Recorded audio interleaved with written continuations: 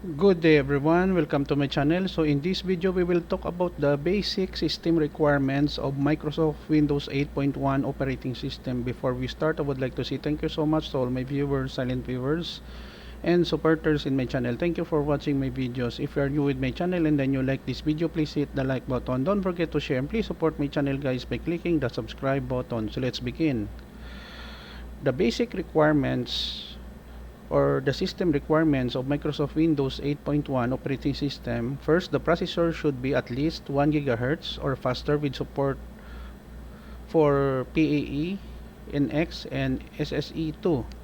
For the random access memory or RAM, it should be at least 1 GB for 32-bit architecture and 2 GB for 64-bit architecture computer hardware. For the hard disk space, at least 16 GB or gigabytes in 32-bit or 20 gigabytes for 64-bit.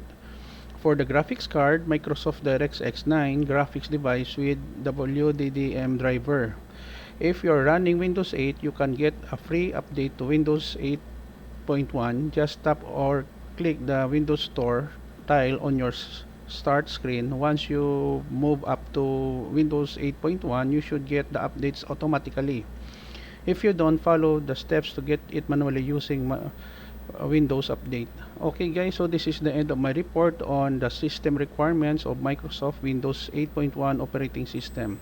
Thank you so much for watching. Don't forget to like, share, and please support my channel guys if you are new by clicking the subscribe button. See you in the next video tutorial guys. This is your friend Jake saying bye bye for now.